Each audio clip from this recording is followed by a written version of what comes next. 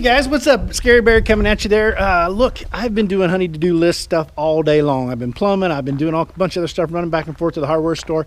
I've got about an hour before sunset, and I think I'm going to try to put this in the air. There's no wind, it's a little overcast, and as you can see, it is kind of jacket weather now, so it's getting chilly. I'm not wearing gloves tonight. I may regret that decision later, but we're going to try to put it up in the air and just go for a flight tonight and enjoy the air. Hey, listen, I wanted to tell you something else too. You guys remember, I'm going to zoom in here real quick. Remember when I was getting all the leaks back here on this part? And Tim Garvey had suggested that it might have been coming from here, which was the overflow tube. So what I've done is I've run a tube off the top of there, run it down to the bottom of the cage, zip tied it all in there really good.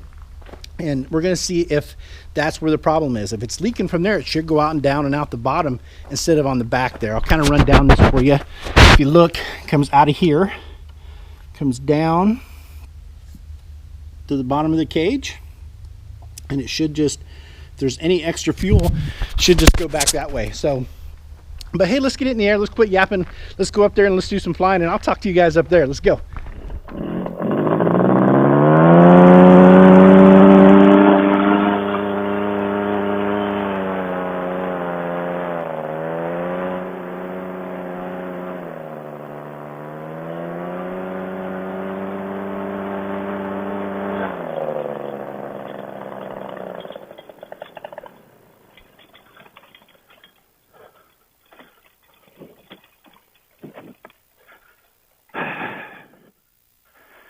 Dang, man. Attempt one fail. There's a hot air balloon up there tonight, too. Not sure if I can get up on my second attempt.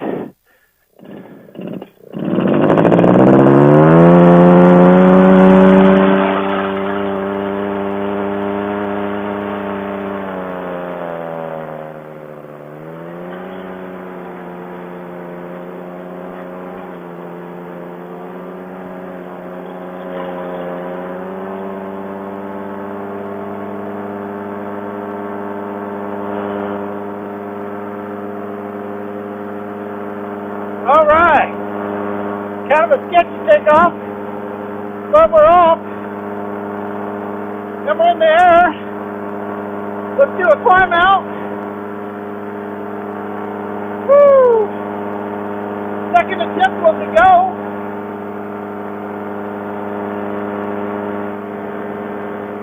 Wing looks good. No complaints on the wing.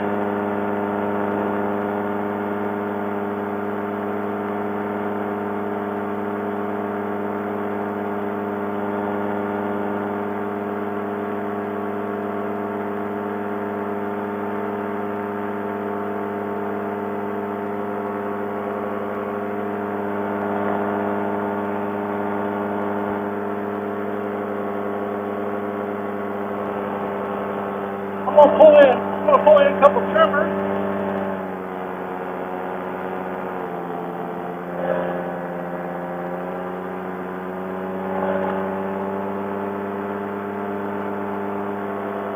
Feels amazing to be up finally. A little chilly, I'm not gonna lie.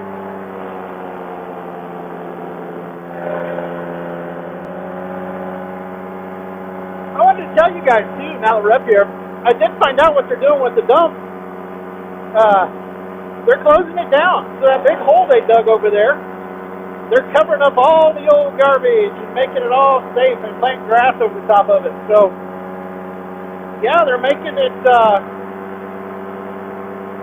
go away. So they are closing the dump. That's what that hole's about. They're not building anything on it. They're just using the dirt to get rid of the trash. Engine seems to be running good. I'm not going to go high tonight with the balloon. You stay up there, man. He's a couple thousand feet. I'm going to stay low. I'm going to cruise by the pond over here. They're having a huge party tonight. So I just kind of wanted to see what's going on.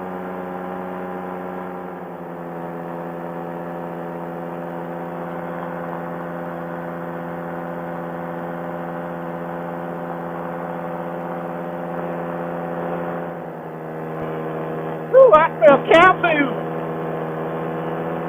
I smell the cow poo.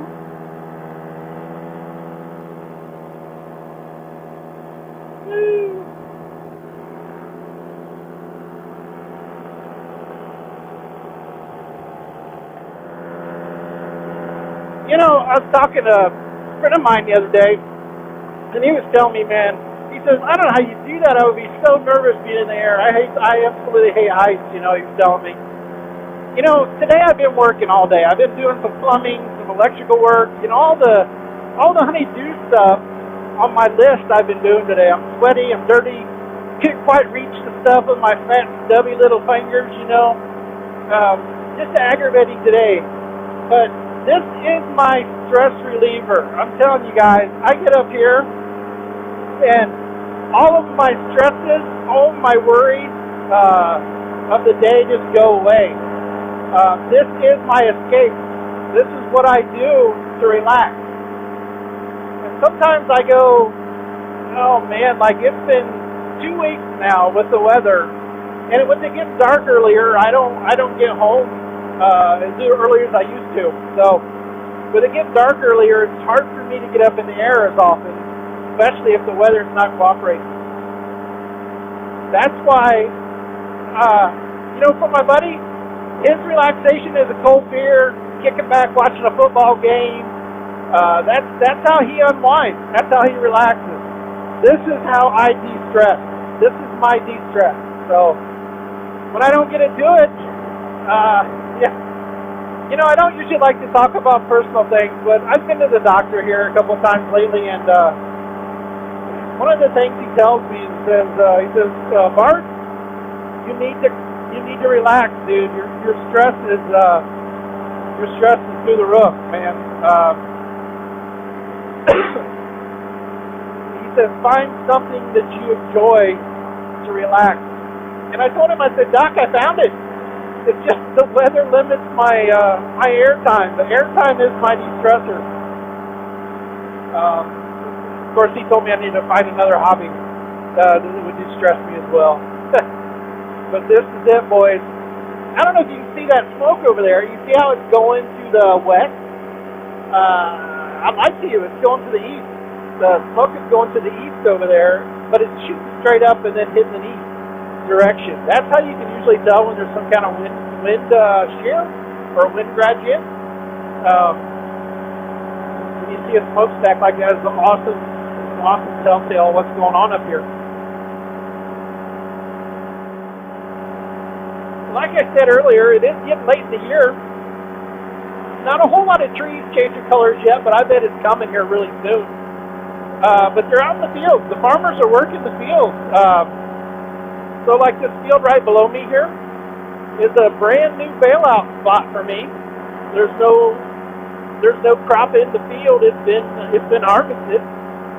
So as this time of year progresses, more and more of these fields will come open with safe landings should I have an engine out or something unforeseen. Funny story, man. The field next to my house is a rental field, so the farmer puts in different crop every year. Usually it's beans or corn, and when it's corn, sometimes I got to be careful in my direction because that corn's quite a bit higher than beans, so I got to make sure I got plenty of room to take off. But this year they planted pumpkins, right? And I didn't know what a pumpkin looked like when it was first sprouting. Of course, they're not big orange things like you think of. The leaves and stuff, they were unfamiliar to me. So, but my brother-in-law, he's a farmer, and he knew right away with those words. He said, those are going to be pumpkins. Lo and behold, there they are. But a funny story, I was out there watching them today. Like the corn and the beans, they got these big harvesters that they harvest all the crop with. These guys were out here today harvesting pumpkins by hand. I guess me being the naive guy that I am, I thought that pumpkins would have some kind of a machine, just like every other thing they harvest, But evidently not. Evidently they have to harvest those by hand, each and every one. There's my neighbor Bill's house. They just had an anniversary. I kind of was hoping he was out. I could wave at him and say hi. They must be inside enjoying a cup of coffee on this brisk afternoon. We'll catch you next time, Bill. got a visit down where I work the other day. Good fella came in. I'm not going to say his name on here. I don't know. I usually like to get permission before I use people's names. So I'm not going to use his name, but he's a fellow PPG flyer guy. And he made a trip down to say hi. Super nice meeting the guy. He did bring his equipment, but it was so late, kind of windy by the time we got going, that there's no way we would have gotten air together that night. But yeah, super nice guy, and if he says okay, hopefully he'll come back sometime and we can share the sky together, me and him. But it's great to have a fan stop by and say hi. Have a YouTube follower stop by and wish me luck and just be happy to meet me as I am to meet him. Super nice guy. And that's one thing I love about YouTube is I haven't been on it that long, but I've met a lot of you guys, and I have become friends with many people that I've met on YouTube or talked to on YouTube or on the phone. Just a super community, great community. A lot of good people. Now there are some of those bozos out there that they like to write on here, Scary Barry, you're going to die. Scary Barry, you better buy some other kind of equipment. You don't know nothing. There's some of those people out there, but they are so few and far in between compared to the people that are genuine, honest, and nice people. So,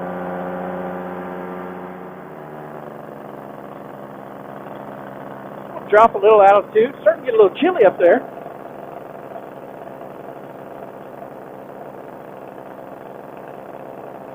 Come down a little lower where it's a little warmer. Scenery's better down low anyway. You get up too high and everything starts to look the same, right? It's just a bunch of square patches of nothing.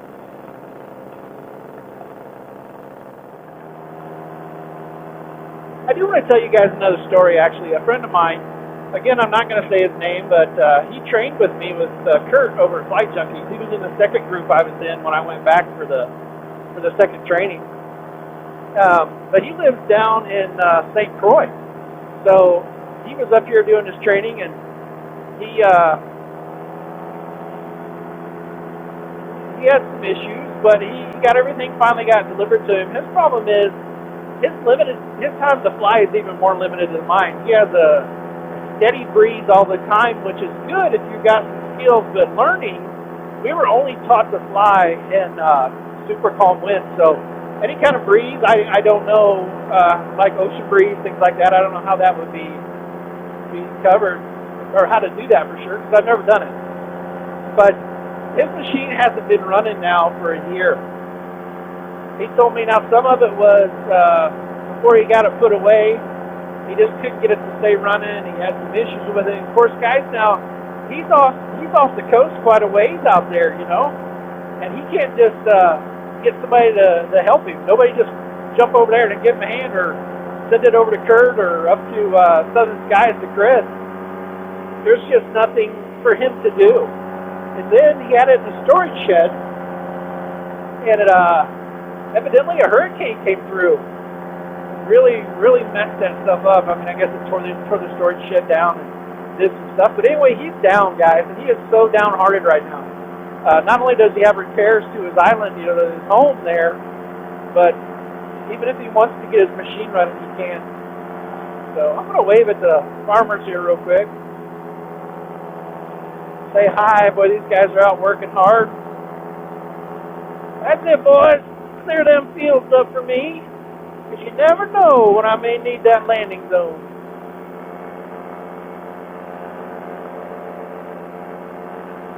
You just never know. Anyway, boys working hard. These guys are working hard. Anyway, back to my buddy there. So he's just so downhearted, right? He's just, and I don't know what to do for the guy. I try to help him as much as I can on the phone or through email, but he is just so down right now, and I don't know how to help him. I don't know, man. I thought about getting him in touch with Tim Garvey. Tim's the one that fixed my machine and made it all right, but I sure don't hate to just give out his services. You know, that's something I feel that should be offered like he did for me. So I'm not going to be presumptuous and just call Tim or give him Tim's number, nothing like that. But I sure hope he figures something out. The last time I talked to him, he said maybe we could get together in the spring maybe fly down there and maybe do a little vacationing. You know, I don't know, maybe I can come down and help him. But I'm not as knowledgeable as I would like to be about the fresh breeze machine. So I sure wouldn't expect him to pay my way. If anything, it'd just be a little vacation. It'd be a nice getaway. So while I'm there, maybe I can take a look at it for him.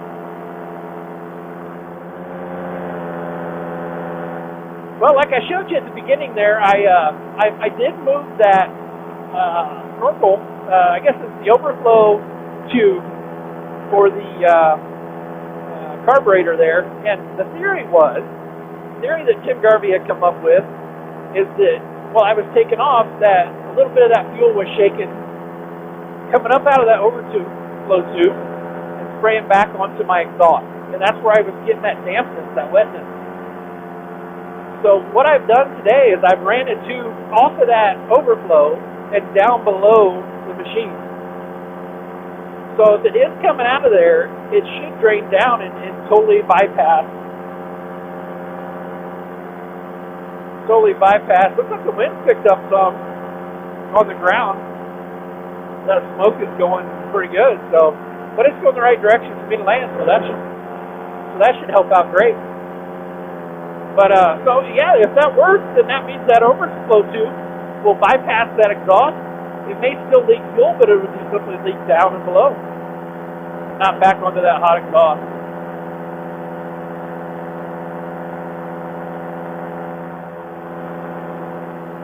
You know, tonight I got a text from my buddy Graham, you know, I usually fly with. I mentioned him quite a bit on this channel. He's actually on vacation right now. Him and his girlfriend for a couple weeks, they went overseas. They're traveling. I believe it's France that they're at. I'm not sure where they're at right now. They're kind of going over there. They're getting a train, and they're kind of traveling and seeing the sights and just doing a bunch of different stuff. So, miss you, buddy. I miss you up here tonight.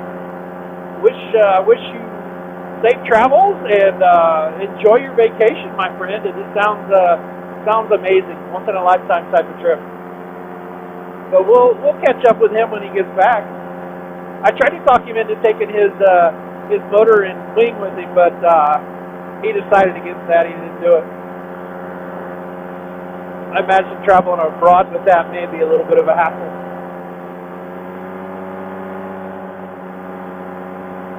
All right, guys. Well, it's about that time, I think. I'm going to mosey back toward the LZ. Cars got their headlights on. That means, well, of course, nowadays, most cars have running lights. But it's getting about that time. I got about 10 minutes, but there's no reason I'd be packing everything up in the dark, right? So let's head home. So listen, guys, as I line it up on my runway here and bring it in for a landing, listen, I want to tell you thank you for watching. Thank you for subscribing. Thank you for commenting good and bad stuff, guys. That's all important to me. I try to answer you as much as I can and be part of the channel as much as I can. But I really appreciate it, guys. Thank you. And if you hit the little bell, the notification bell, you guys will get notified when I post a new video. So if you feel like knowing when I post a video, why don't you hit that little bell for me? You know, and subscribe. If you watch these videos, subscribe. I'd sure appreciate it, guys. The more people that subscribe, the more friends I can have, and the more advice that I can get when I need it, because you guys are my lifeline. You guys do an amazing job for me. And I hope that comes across in my videos, how much I appreciate you guys, because you are amazing to me. A little bit of rotor coming off those trees to my left. Just compensate for that a little bit. Yeah, I can tell I'm flying into the wind on this landing because, boy, my ground speed's pretty slow, which is good. It should make for a nice soft landing tonight. Takeoff wasn't so fun. It was a little close, right? Took me 2 times to get up. All right, boys, let me steady. Let me concentrate on what I'm doing here. We'll be right with ya once Scary Barry's on the ground.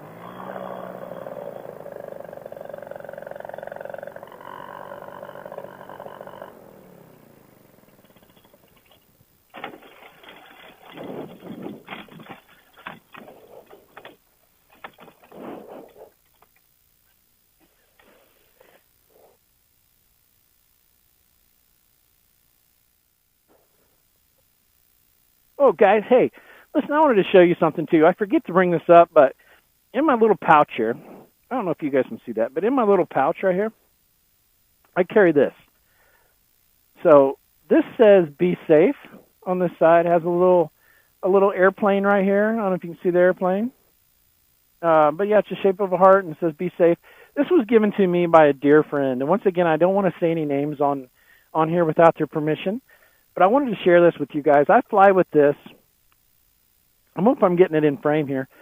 I hope it's not too dark out here. But I fly with this every time I fly. And it just meant the world to me that my friend would think enough of me to get me something to carry. And it's just awesome. I mean, look at the little airplane. Look at the little heart that says "Be safe."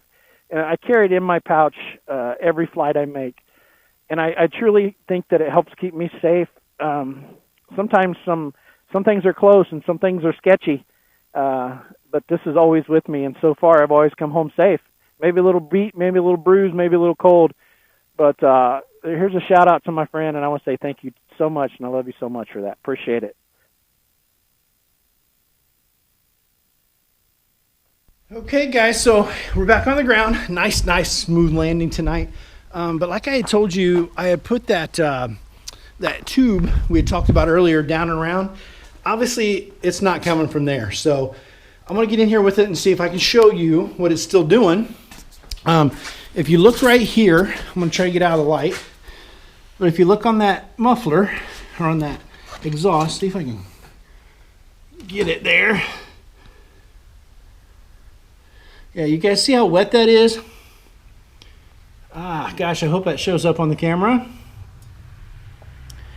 But that's just still saturated. Now another, but like I said, it can't be coming from here anymore, right here, because I have that is running down and below now. So there's no way that that's coming out of that.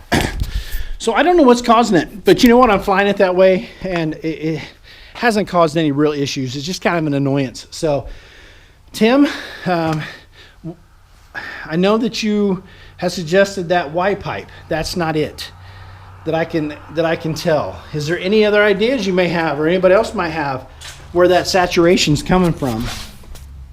Now, something that did make sense that was said is if it was fuel, it would evaporate from there with that hot exhaust. But you got to remember, this fuel is mixed with oil. So I have a pretty good idea that what you're seeing there is the leftover oil from the fuel oil mix. It has to be, because fuel would evaporate off of there a lot quicker than that. But anyway, guys, you know what? I flew tonight. It was great. Had a good time. Nice and buttery smooth. A little chilly. It's getting that time of year, though, so not a whole lot I can do about that. Maybe get the gloves out. Didn't freeze my fingers off tonight. But listen, guys, thank you so much for coming along with me and sharing the skies with me for a little while, putting up with my yapping and my talking and all that kind of stuff. And thank you guys for reaching out and just being friends, and the things you say, the encouraging things you say, are just amazing. So until next time, guys, I'm going to sign off, and I'm going to go in here and get back to my plumbing, right? Get that sink put back together. But as always, it's been a pleasure flying with you guys. So see you next time in the air, guys. Scary Barry out. Have a good one.